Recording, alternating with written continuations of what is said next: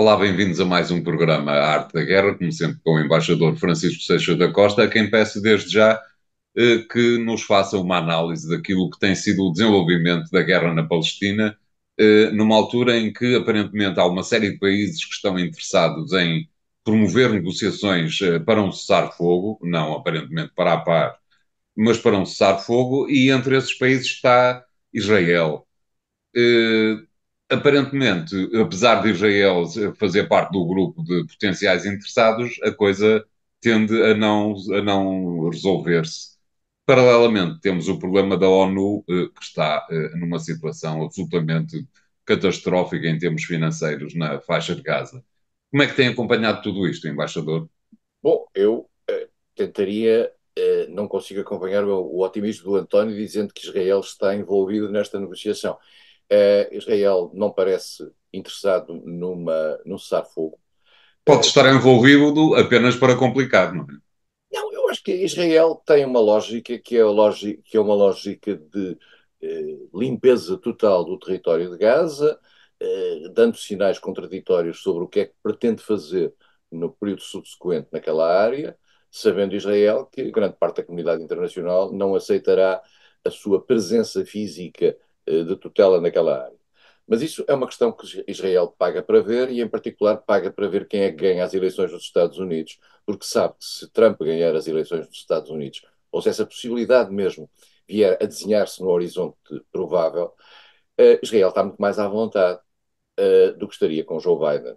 Apesar de, vamos ser claros, a administração democrática americana ter dado a Israel ao longo destes meses praticamente tudo. Só retoricamente é que não lhe deu todas as concessões que Israel quer. Agora, se e quando vier a ganhar, Trump vier a ganhar, aí Israel seguramente vai ter a vida mais facilitada.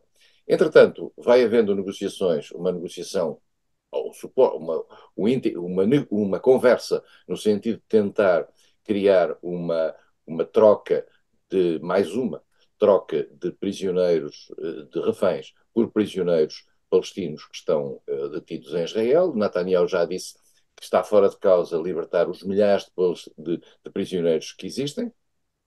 Israel não, Netanyahu não tem problemas nenhum com isso, porque depois prende-os na faixa, na Cisjordânia, Aos que tiverem mais sorte, prende-os aos que aos que tiverem tiverem mais mais sorte. sorte e aos acusados de terrorismo liquida-os, como aconteceu num hospital da Cisjordânia. Para quem nos está a ouvir, convém dizer o seguinte, quer dizer, isto que se chama as liquidações, assassinatos extrajudiciais, só ocorrem com países que vivem à margem da lei internacional. Entrar num hospital disfarçado de enfermeiro e matar três ou quatro pessoas porque considera, não há prova absolutamente nenhuma de que essas pessoas são terroristas e que esses terroristas devem ser assassinados assim, desta forma. Bom, esta é uma maneira de estar no mundo.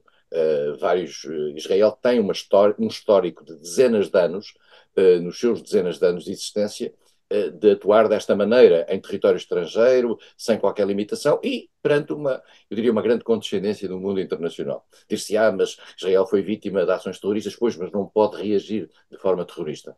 E esta é uma forma terrorista de agir, vamos ser claros. E isto é uma maneira que a comunidade internacional fecha os olhos, porque há uma imensa complacência relativamente a Israel. As negociações têm vindo a decorreram em Paris entre os serviços secretos americanos, a CIA, os serviços secretos israelitas, estiveram envolvidos os dois serviços secretos, o Mossad e o serviço secreto interno, o Shin Bet, e também os serviços secretos egípcios, com a participação do Qatar, que é um medianeiro nesta matéria. Não sabemos os resultados, porque o exército israelita considera que qualquer tipo de paragem neste momento que configure a capacidade do Hamas se reorganizar funciona contra os seus objetivos de limpeza da zona.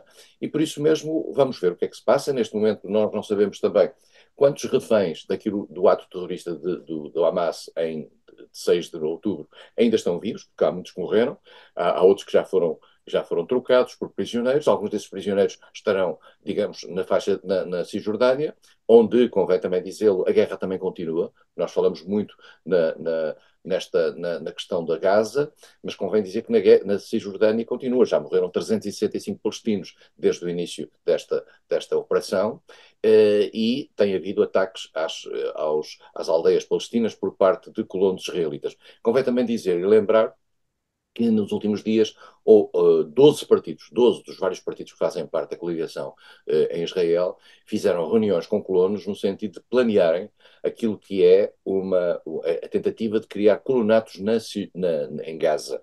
Gaza, volto a dizer, não faz parte do território israelita, segundo as leis internacionais e o direito internacional. Mas, enfim, já houve reações de parte de vários países, até de Portugal, negativamente contra isso. E, portanto, estamos nesta fase, as tensões mantêm-se também no governo israelita com relação a Netanyahu, mas volto a dizer uma coisa que convém lembrar. Aquilo que é a reação, por exemplo, dos familiares dos reféns relativamente a Netanyahu não é necessariamente no sentido de uma ação pacificadora. Não, é numa ação de grande legitimidade, digamos, emocional, que é tentar encontrar qualquer solução que permita às pessoas que estão retidas e presas pelo Hamas de saírem. Mas isso não significa que seja uma ação mais branda, até pode ser uma ação mais forte e uma reação mais forte. E viu-se, aliás, os familiares dos palestinos, dos reféns, proibirem a entrada de ajuda humanitária na faixa de Gaza, no sentido de criarem uma maior pressão, porque consideram que essa ajuda humanitária acaba por ser tomada pelo Hamas e essa leitura. Depois o António falou da questão da missão das Nações Unidas. A missão das Nações Unidas convém lembrar o seguinte, quer dizer, convém dizer o que isto é. Foi detectado por Israel, na leitura de Israel, que havia 12 funcionários dos não sei quantos mil que existem, 25 mil, creio eu, funcionários da agência que nas Nações Unidas fornece, digamos, a ajuda aos palestinos. Convém dizer que a Palestina é hoje, nomeadamente Gaza, são hoje zonas que não têm uma economia própria, e se não for, digamos, a doação internacional de bens, essas pessoas não vivem. As pessoas morriam à fome e à sede. E, portanto, convém dizer isto para ter esta noção. E houve 12 pessoas das 25 mil que estão envolvidas, que aparentemente estão envolvidas no saque. Vários países imediatamente suspenderam a ajuda à agência, considerando, e esses países representam 70% daquilo que é o orçamento da agência, considerando que isto põe em causa a própria legitimidade da agência. É verdade que a legitimidade da agência está em causa, havendo essas 12 pessoas, mas temos que perceber que do outro lado estão 2 milhões e tal de pessoas, ou mais do que isso, porque não é só a população de Gaza, é também a população da Cisjordânia que é abrangida pela ação dessa agência, e essas 12 milhões e tal, cerca de 5 milhões e tal de pessoas, têm, digamos, o direito a receber a ajuda humanitária. E, portanto, parece uma overreaction por parte do mundo ocidental, mas, enfim, faz parte daquilo que é, digamos, a sua prática anterior. Esses 0,05% de funcionários que têm qualquer coisa para esconder, parece-lhe, embaixador, que é uma percentagem razoável para tantos países, nomeadamente países importantes e doadores importantes, terem secundado a apreciação de Israel face a esta questão? António, faz parte da complacência sistemática que existe face a Israel nesta matéria. Qualquer tipo de ação que Israel denuncie no plano internacional, com fundamento ou não, tem imediatamente um coro imenso, quer nos Estados Unidos, quer na Europa, e na Europa particularmente a partir da Alemanha, que é uma espécie que vive numa permanente auto-absolvição relativamente àquilo que a sua extrema-direita fez nos anos 40 do século passado. E por isso mesmo é uma ação que obviamente vai se recompor, vai haver investigações por parte das Nações Unidas, etc. Temos que perceber uma coisa: a maioria dos funcionários que ali estão das Nações Unidas são palestinos, porque ali só há palestinos a viver. Não há grandes expatriados de outros países que vão para ali viver a não ser em posições de chefia. E, portanto, os funcionários contratados são palestinos. O facto de haver 12 que estavam ligados ao Hamas, ainda deve haver mais. Exatamente. Está a haver mais. Nós temos que perceber uma coisa, porque esta história do Hamas também convém que as pessoas tenham consciência do seguinte: o Hamas é hoje considerado uma organização terrorista por várias entidades, não pelas Nações Unidas, vale a pena dizê-lo, não há consenso nas Nações Unidas para considerar o Hamas uma organização terrorista, mas há na União Europeia, na NATO, etc.